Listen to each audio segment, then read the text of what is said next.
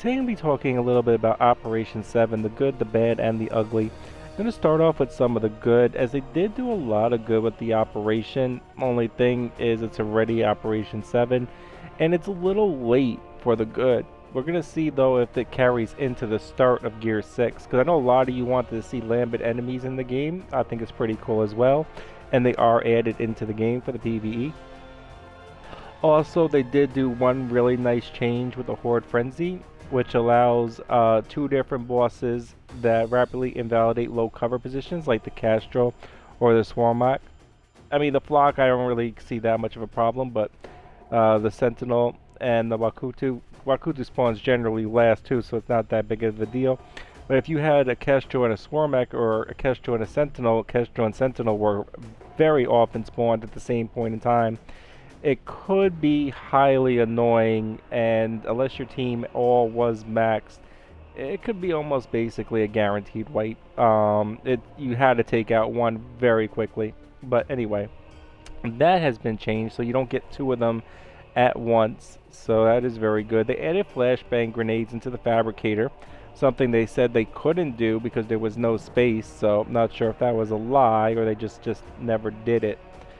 They said they couldn't add any more stuff, and that they keep adding more stuff to the fabricator, so I'm gonna call BS on that. But they also fixed a nerf. Well, they had a nerf on the tactician, who was the most OP. So as far as balancing goes in the game, they nerfed the right character, and they nerfed him proportionally. They only took away his 50% increased duration for his ability, so the nerf is reasonable, and it puts the balancing at a good level, especially given that they finally buffed the promotional characters, and they have intervention on the combat medic, which wasn't working properly. Now revives all characters simultaneously. So they fixed a lot of stuff there, and as far as balancing goes, they did balance, did a good job with continuing to balance the game, as the new dude in charge of PvE has said was his ultimate goal. Now, as far as PvP goes, I know anyone who knows me knows I've been off PvP since basically the start of Gears 5, and I think the leaderboard changes is pretty cool, how they have all the stats. You get all your stats now.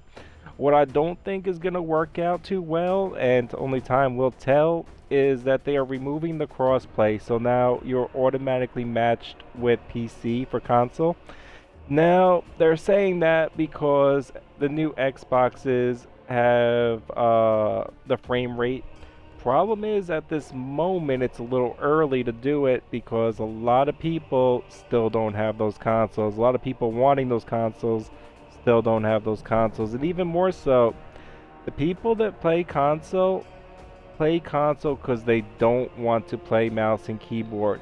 And while the frame rate on PC is a big deal, as far as the advantage goes for PC players over console players, the mouse and keyboard is actually more beneficial than the frame rate. Because, I mean, it's kind of like hand in hand. If you don't have one, you can't really utilize the other. But no console player really is playing mouse and keyboard. They're playing controller. That's why they have a console. So they're not taking advantage of the mouse and keyboard, and all those players on the console that don't want to be matched against PC players because they have an advantage over them if they both are on the same skill level, are now going to be forced into games with the PC players. So I don't think that's a good idea. I mean, 40% of players apparently were turning off the option already, so you should just see console players, for the most part, do not want to play against PC players in ranked PvP in any game whatsoever, because PC players will have an advantage. Go watch Ultra Nightmare things on Doom. Nobody plays console, everybody plays PC to do that run because it's basically impossible to do on console. But if you're good enough, you can easily do it on PC. PC has an advantage, and this crossplay off is just a bad idea in my opinion. Another one of, I'm going to jump from the bad to the ugly. Personally, this is why I will not even be coming back at all for Operation 7. I'm going to be waiting on Gear 6 to see what they have, because I'm very pissed off about this. And that's the fact that they finally gave us the ability to scrap cards in Operation 7 when they promised this shit in like Operation 4 or 5, like it was gonna be released then. And I want to see if it's released at the start of 6. Like, I really want to see, like, scrapping cards just in 6. Universally, everybody has said that we want this, but you're going to cap it at 100,000 on the last operation, 100,000 coins, like, max, no matter how many duplicates you have. The only person or people this screws over are the people that played the game the most. So, TC, you want to screw over the people that played your game the most, your most hardcore fans. Those are the people that you want to cap the coins. Those are the people that you want to put a limit on how much they get. And, like, these are the people that already got everything maxed. Why are you going to cap that shit? Like, why not just give them whatever they had? Like, it makes absolutely no sense whatsoever that they are capping that. I'm very pissed off about that, even though it really doesn't affect me. 100,000 coins would allow me to put everything that I don't have at 6 at 6. But even still, the fact that there's a limit, I think it's really fucked up. And I'm not feeling it at all. As far as other changes go, there's really not much. They got like a couple of little PvE changes. But overall, the changes look pretty good. There's got 3 maps for the Horde event, so I like that.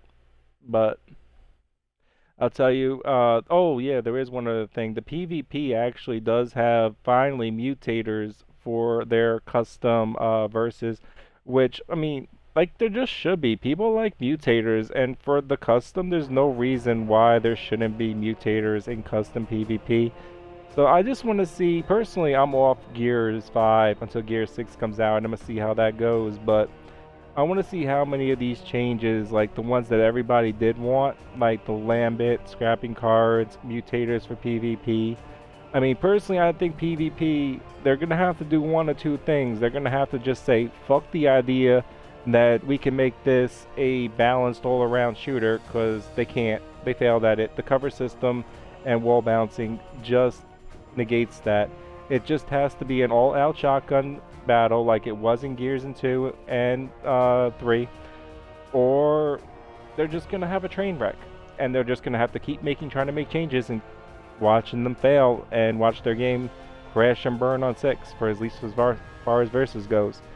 They just gotta revert it back to an all-Nasher game, and that understand, like, players go and play PvP Gears for Nasher battles, and if you can't get with a Nasher, then you go play something else. So, I don't know. In my opinion, Gears has to revert back to that for PvP, or PvP will just basically die. But anyway, yeah, that's basically all the changes for Operation 7 and my thoughts of them. I'm gonna come back on 6, and I'm hoping 6 is good and it can bring me back. Like, there was a lot of shit in Gears 5 I didn't like. It was fun, but so many problems and so many changes. I just want to see what they do with 6. Hopefully, they can bring me and a lot of other people back, because they lost a lot of fans with 5 fucking this shit up. I hope that helps.